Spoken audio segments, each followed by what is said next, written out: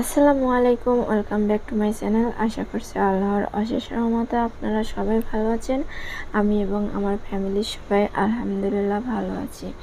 তো আসলে এখানে আমি গতকালকে রান্নাবান্না থেকে ভিডিওটা স্টার্ট করছি। তো এখানে দেখতে পাচ্ছেন যে যেহেতু গতকাল শুক্রবার ছিল, আর শুক্রবার মানেই তো স্পেশাল রান্নাবান্না হবে।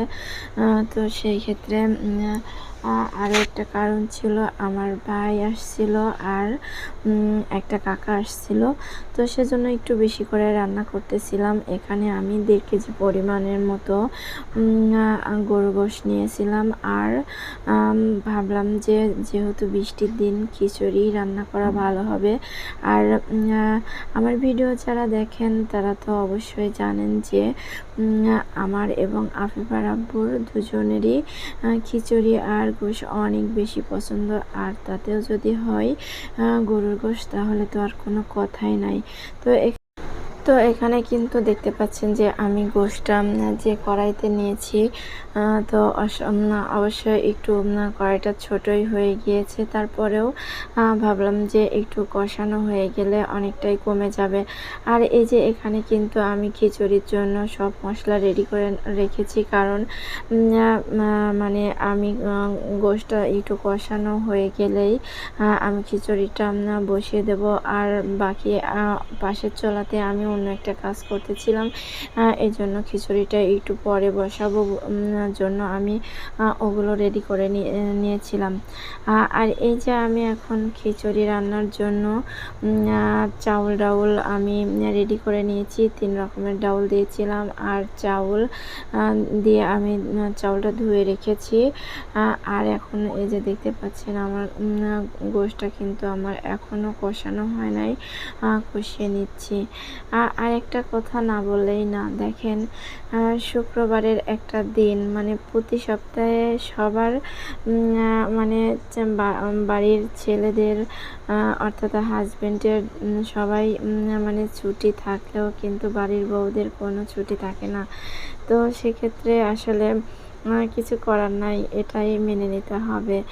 মাঝে মাঝে মনে হয় যে সপ্তাহে সবার একদিন ছুটি থাকলে কেন বাড়ির বউদের ছুটি থাকে না।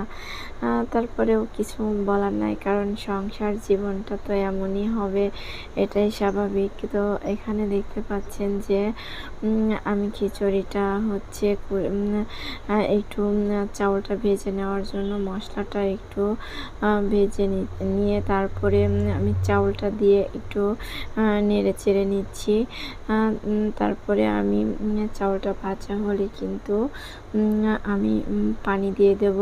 তো এই যে দেখতে পাচ্ছেন যে আমার খিচুড়ির চাউলটা কিন্তু অনেকটাই ভাজা হয়ে গিয়েছে, আর আমি কিন্তু অফ ক্যামেরায় পানি দিয়ে দিয়েছি। তো এখানে কিন্তু আমার গোশতটাও রান্না করার প্রায় শেষ পর্যায়ে চলে আসছে। তো আমার আজকের এই ভিডিওটি যদি আপনাদের ভালো লেগে থাকে তো অবশ্যই আমার চ্যানেলটি সাবস্ক্রাইব করে পাশে থাকবেন। আর যারা অলরেডি সাবস্ক্রাইব করে দিয়েছেন তাদেরকে অসংখ্য ধন্যবাদ। আরেকটা কথা না বললেই না, প্লিজ কেউ আমার ভিডিওটি টেনে টেনে দেখবেন না, কারণ আমরা যারা নতুন ইউটিউবার আছি, আপনারা যদি আমাদের পাশে না থাকেন তাহলে কিন্তু কখনোই সফলতা অর্জন করতে পারবো না। এই যে আপনাদের সাথে কথা বলতে বলতে কিন্তু আমার রান্নাবান্নাও প্রায় শেষ পর্যায়ে চলে আসছে।